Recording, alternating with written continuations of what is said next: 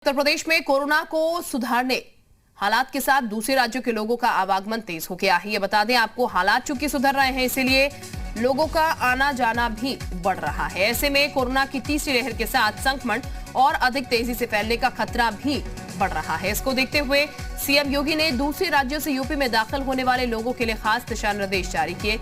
जारी हुए दिशा निर्देशों के मुताबिक अब यूपी में प्रवेश करने से पहले लोगों को आरटी-पीसीआर की नेगेटिव रिपोर्ट दिखाना अनिवार्य होगा।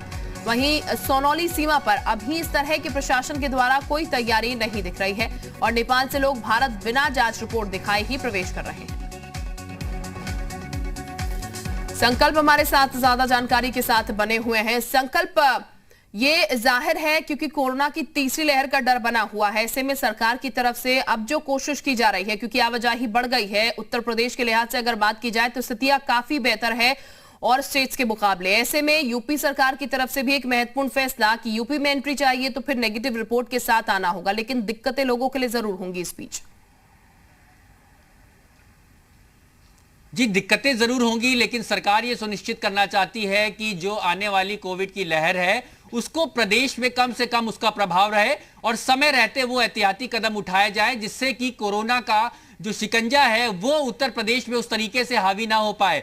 हालांकि इसमें कई तरीके के अभी लगातार जो है कहीं ना कहीं ये माना जा रहा है कि इसमें सख्ती बरतनी होगी, लेकिन फिलहाल ये आदेश जारी कर दिया गया है कि आरटी-पीसीआर की जांच अनिवार्य है प्रदेश में एंट्री करने के लिए, और इसके साथ ही उसकी जो वैलिडिटी है, जो उसकी वैधता है, वो 4 दिन से अधिक पुरानी ना हो। तो ऐसे में फिलहाल ये माना जा रहा है कि सरकार अब इस तैयारी में जुट गई है। जिस तरीके से देश के कई हिस्सों में लगातार मामले सामने आ रहे हैं, कई जगह पे लॉकडाउन की बात भी कही जा रही है, और इस ऐसे में उत्तर प्रदेश सरकार ने भी इस पर मंथन शुरू कर दिया है।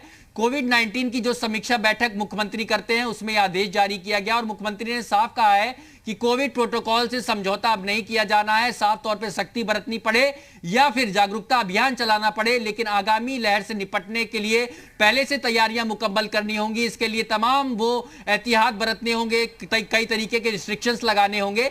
इसी क्रम में ये कदम माना जा रहा है और माना जा रहा है कि आने वाले समय में सरकार ये सुनिश्चित करना चाहती है कि तीसरी लहर से का प्रभाव उत्तर प्रदेश पे कम से कम रहे। इसके लिए इस तरीके के नियम बनाए जा रहे हैं और कहीं ना कहीं ये सुनिश्चित भी किया जा रहा है कि इनका अनुपालन कराया जाए। हालांकि कई तरह की लापरवाहियां उत्तर प्रदेश में सामने आ रही हैं, लोग कहीं ना कहीं अब जागरूकता की कमी दिखाई दे रही है, कोविड को लेकर उतने गंभीर नजर नहीं आ रहे, लेकिन अब जागरूकता अभियान भी चलाए जाएंगे और इसके साथ ही सरकार का ये फोकस है कि आने वाली लहर जो कोविड की है उससे कम से कम। बिल्कुल, नीना जैन भी हमारे साथ जुड़ चुकी है और अमित भी हमारे साथ जुड़ चुके हैं। अमित का रुख कर लेते हैं। अमित, जिस तरीके के आदेश फिलहाल दिए गए उत्तर प्रदेश सरकार की तरफ से, कितना बेहतर महकमा आपको नजर आ रहा है वहां पर? कोशिशें कितनी नजर आ रही हैं इसको लेकर, जो निर्देश हुए हैं कि लोगों को रोका जाएगा, यहां पर जब लोग आएंगे तो उनकी आरटी-पीसीआर चेक की जाएगी, रिपोर्ट नेगेटिव है या नहीं, क्योंकि अक्सर निर्देश पारित होते हैं लेकिन वो पूरे नहीं हो पाते हैं। ये आपको बता दें, जिस तरह योगी सरकार कोरोना संक्रमण को लेके एक्टिव दिखाई दे रही है और बाहर जो यूपी में आने वाले हैं उनका आरटी-पीसीआर की नेगेटिव रिपोर्ट की बात के लिए दिशा निर्देश दिया है योगी सरकार ने। लेकिन अब मैं आपको बता दूं, हम इस समय मौजूद हैं भारत नेपाल के सोनौली सीमा पर, और बात करें अगर सोनौली सीमा से, चूंकि ये नेपाल सीमा से जुड़ा हुआ है, यहाँ पर सुरक्षा के लेके तो प्रॉपर व्यवस्था किया गया है, लेकिन अगर बात करें कोरोना को लेके तो यहाँ पे इस तरह की किसी तरह का कोई गाइडलाइन का पालन नहीं किया जा रहा है। लोग आ रहे हैं, एसएसबी के जवान उन्हें चेक कर रहे हैं, लेकिन ना उनका आरटी-पीसीआर रिपोर्ट मांगा जा रहा है, ना ही कोई जांच की व्यवस्था की गई है। तो कह सकते हैं यहाँ पर प्रशासन के द्वारा लापरवाही देखने को मिल रही है, क्योंकि यहाँ पर किसी तरह का कोई भी स्वास्थ्य विभाग की टीम यहाँ मौजूद नहीं है।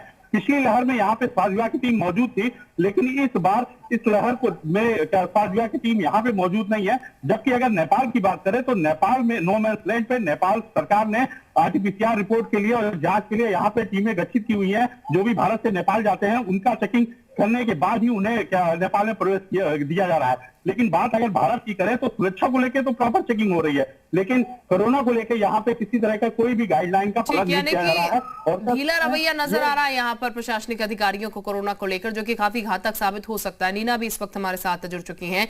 नीना, क्या तस्वीर आपको नजर आ रही है? कितनी सतर्कता देखने को मिल रही है जो निर्देश पारित हुए हैं उसको लेकर? देखिए, बताना चाहूंगी कि जो सहारनपुर जनपद है, इस जनपद से हरियाणा की, हिमाचल की, पंजाब की और उत्तराखंड की सीमा लगती है। सहारनपुर कई राज्यों की सीमा से घिरा हुआ है, ऐसे में यहाँ पर चेकिंग अभियान चलाया है। सभी चेक पोस्ट पर टीमें गठित कर दी गई हैं ताकि यहाँ पर उनकी आरटीपीसीआर रिपोर्ट चेक की जा सके या उन्होंने वैक्सीन की दोनों डोज ले रखी है, इसका ध्यान रखा जा सके। इसके अलावा एक निगरानी समिति है, जो लोग सहारनपुर में रहते हैं लेकिन काम बाहर करते हैं, उनकी लिस्ट बनाई जा रही है ताकि ऐसे लोग यदि सहारनपुर में वापस आते हैं, उनको वैक्सीन की डोज नहीं लगी है तो वैक्सीन की डोज दी जा सके। इसके अलावा अन्य कई स्थानों पर लगातार ये कैंप भी लगाए जाएंगे, जो कि अगर उन्होंने वैक्सीन नहीं लगाई है, वैक्सीन लगे और इसके अलावा आरटीपीसीआर का उनका चेक हाथों हाथ हो सके। जी बिल्कुल, चलिए इंतजाम बेहतर होंगे तो ये ज्यादा बेहतर होगा तीसरी लहर को रोकने के लिए। बहरहाल बहुत शुक्रिया संकल्प आपका भी, अमित आपका भी, नीना आपका भी तमाम जानकारी देने के लिए। अब आगे बढ़ते हैं। यूपी के 7 जिले कोरोना फ्री हो चुके हैं, जिसमें अलीगढ़, चित्रकूट, हाथरस कोरोना फ्री है। इसके अलावा कासगंज, महोबा, शामली भी कोरोना फ्री हो चुके हैं। श्रावस्ती में भी कोरोना का एक भी एक्टिव केस नहीं है। यूपी में 47 जिलों में बीते 24 घंटे में कोरोना का एक भी नया केस नहीं मिला है।